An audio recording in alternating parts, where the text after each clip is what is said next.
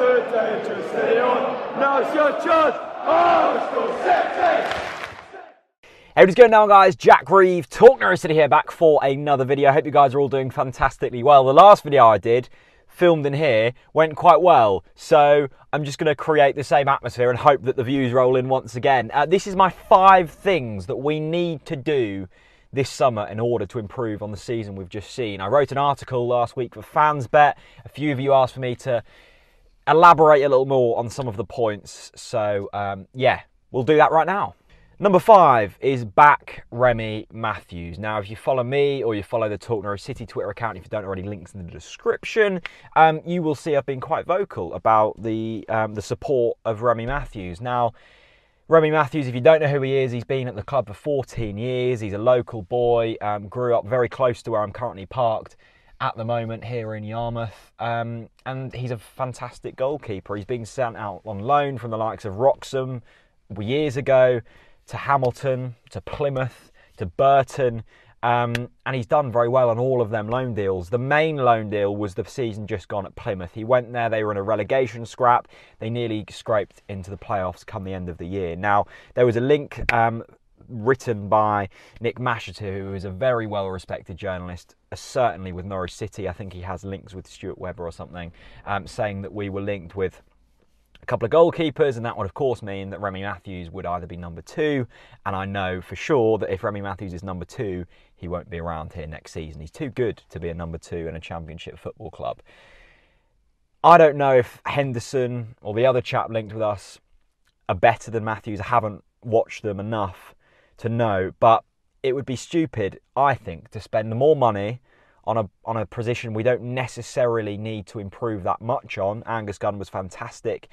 Remi Matthews, I think, will do a fantastic job when we've got a player here who, 1, is a good goalkeeper, 2, is yet to be given a chance as number 1 goalkeeper despite being here for 14 seasons, and 3, he bloody loves the football club. And we need a player. We need a player like Angus, who we've just seen, where that connection is built upon.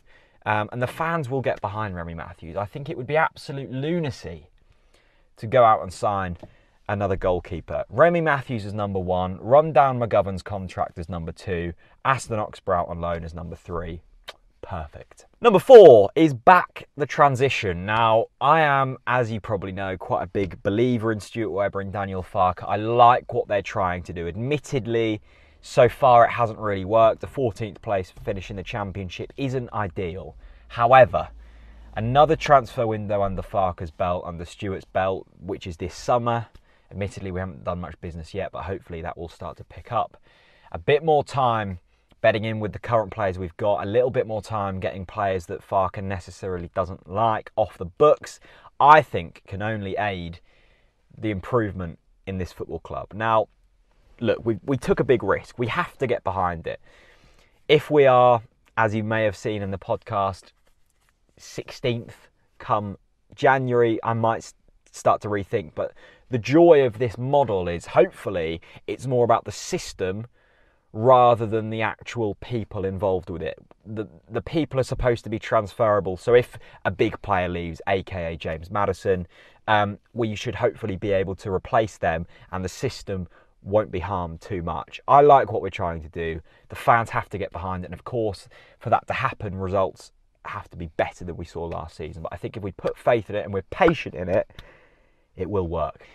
Number 3, and I guess this plays into number 4, play with a bit more urgency. I was so frustrated at times last season with the speed in which we played, and it was so one-dimensional at times. It really was. And for fans to get behind this kind of this transition, we need to play with a bit more urgency. We need to create more excitement at Carrow Road. I wasn't a massive fan of what Alex Neil done in the final season of his reign, but at least it was exciting to watch the football at Carrow Road. Last season, at times, it was turgid. Admittedly, at times, Sheffield Wednesday, Aston Villa, QPR at home, we played quite well, and it was exciting to watch. And we saw on them days that the atmosphere was booming because of it.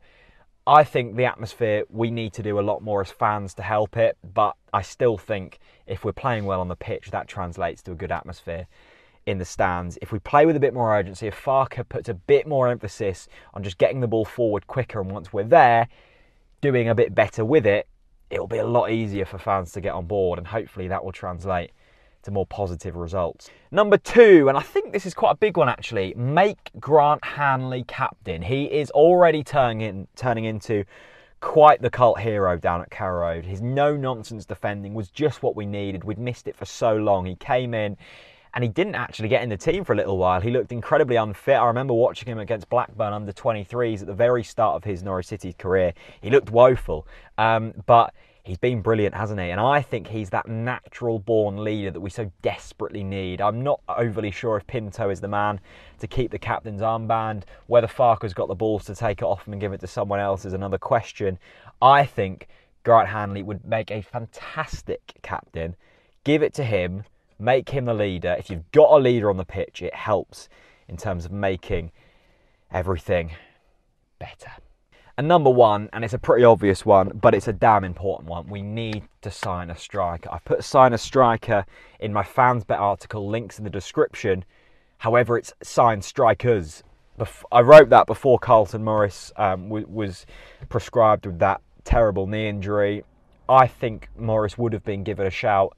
Maybe not as number 1, but certainly on the bench next season. That now isn't going to happen until, well, at least January. We need to sign 2 strikers, and they need to be of a good calibre. We need to score more goals. I think we were possibly one good striker away from really knocking on the door of the top 6 last season. There's a lot of doom and gloom. I'm probably translating what I've said pretty much in the podcast, but you can look at it in 2 ways, really. It's all doom and gloom. We're about to lose our best player. We're about to lose half of our squad. We're miles away from the top 6. However, if you look at the players coming back, Todd Cantwell, Ben Godfrey, we could sign Moritz Leitner, we could get a good striker, and we could have a team assembled to be in the top 6.